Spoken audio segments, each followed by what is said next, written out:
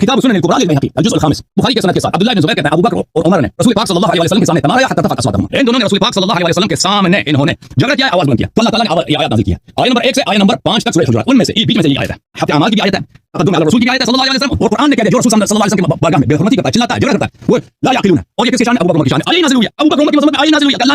अल्लाह ने इनको तकफीर नहीं किया, तकफीर से भी बदतर, तकफीर से भी बदतर करार दिया। तो इनका ईमान अमल साले कैसे हो सकता है? वस्सलातु वस्सलामु अला नबिय्यिल अदनान और अल्लाह तबारक व तआला फिल कुरानिल मजीद या अय्युहल्लज़ीना आमनू ला तरफ़ऊ अस्वातकुम फ़ौक़ सौतिन नबी सदक़ल्लाहु मौलाना अज़ीम। जिस तरह आपने अभी इसकी बात सुनी, ये कुरान पाक की सूरतुल हुजरात की आयत पढ़ रहा था और उसकी गलत तफसीर लोगों तक बता रहा था। ये जो तफसीर कर रहा था अस-सुननुल कुबरा लिल-बैहक़ी के अंदर से, तो क्योंकि वीडियो इस कदर उसकी लो क्वालिटी है कि उसका हवाला समझ नहीं आ रहा। अल-जुज़ुल खामिस अस-सुननुल कुबरा की मैंने देखी, जुज़ुर राबि देखी, जुज़ुर सादिस देखी, हदीस 5903 भी देखी, 4 भी देखी, और सिर्फ 904 और 903 भी देखी, लेकिन हवाला नहीं मिल सका जो ये कर रहा था। हाँ, इसने जो तफसीर की है कुरान पाक की कि ये आयत हज़रत अबू बकर और उमर के खिलाफ नाज़िल हुई, तो ये गलत तफसीर कर रहा था। क्योंकि अगर आप इसी सूरत के आगे चलें तो आयत नंबर 4, इन्नल्लज़ीना युनादूनका मिन वराइल हुजुराति अक्सरुहुम ला याक़िलून, अल्लाह कुरान में फरमाता है बेशक वो जो तुम्हें हिजरों के बाहर से पुकारते हैं उनमें से अक्सर बेअक़ल हैं। आगे सूरत खुद बता रही है कि ये किन के लिए नाज़िल हुई थी? जो हुजरों के बाहर से नबी करीम को सदा दिया करते थे।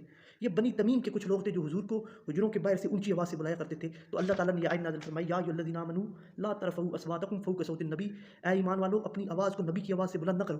और रह गई बात कि ये आयत हज़रत अबू बकर या उमर के लिए नाज़िल हुई, तो नहीं, ये आयत साबित बिन कैस, तफसीर इब्न अब्बास के अंदर मौजूद है कि ये आयत साबित बिन कैस के लिए नाज़िल हुई, और दीगर जो तफासीर हैं अहले सुन्नत व जमात की, उसके अंदर भी ये बात मौजूद है कि ये आयत साबित बिन कैस के लिए नाज़िल हुई है। लेकिन अब्दुल्ला बिन ज़ुबैर, एक बुखारी शरीफ की रिवायत है, उसके अंदर ये है कि ये आयत हज़रत अबू बकर और उमर के लिए नाज़िल हुई कि बनी तमीम के कुछ लोग आए, वफ़द आया, तो किसी को उन्होंने अपना हाकिम बनाना चाहा, तो हज़रत अबू बकर ने कोई राय पेश की, तो हज़रत उमर ने उनकी मुखालिफ राय पेश की, तो आपकी आवाज़ बुलंद होगी। तो हज़रत अबू बकर ने उमर को कहा कि तुम मेरी मुखालफत क्यों करते हो? जिस पर यह आयत नाज़िल हुई कि नबी की आवाज़ से अपनी आवाज़ बुलंद न करो। तो अब्दुल्ला बिन ज़ुबैर आगे इस रिवायत को नकल करते हैं, कहते हैं कि हज़रत उमर को जब इस आयत का पता चला तो उसके बाद इतना आहिस्ता बोला करते थे कि हमें बार बार उनसे पूछना पड़ता था कि आपने ये बात क्या की है, आप इस कदर खौफ में आ गए थे। और आयत खुद बता रही है कि अल्लाह ताला ने मुखातब या अय्युहल्लज़ीना आमनू कहकर किया। इस तरह हम इल्ज़ामी तौर पर कहते हैं कि हज़रत आदम को अल्लाह ताला ने मना फरमाया था कि ला तक़रबा, उस दरख्त के करीब न जाना, तो वो फिर उस दरख्त के पास गए, शैतान ने वर्गलाया। तो हम क्या अस्तग़फिरुल्लाह कहेंगे कि हज़रत आदम को अल्लाह ने मना किया था, उसके बावजूद वो उस दरख्त के क्यों गए? तो क्या हज़रत आदम पर ये इल्ज़ाम इतराज़ बनेगा कि अल्लाह ने पहले मना फरमा दिया था? यहाँ तो पहले मना भी नहीं फरमाया गया, बाद में मना फरमाया गया।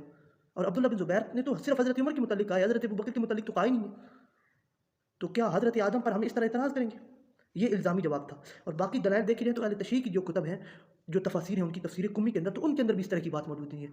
और जो इसने हवाला सुनन कुबरा लिल-बैहक़ी का दिया, तो उसके अंदर भी कोई ऐसी वाज़ेह बात नज़र नहीं आ रही, क्योंकि अगर वो हदीस सामने दिखाए कोई क्लियर हो तो पता चले कि उसके अंदर क्या है। तो अल्लाह ताला से दुआ है, अल्लाह ताला हमें ऐसे शर से बचाए और अल्लाह ताला हमें ऐसे फितनों से बचाए। वमा अलैना इल्लल बलागुल मुबीन।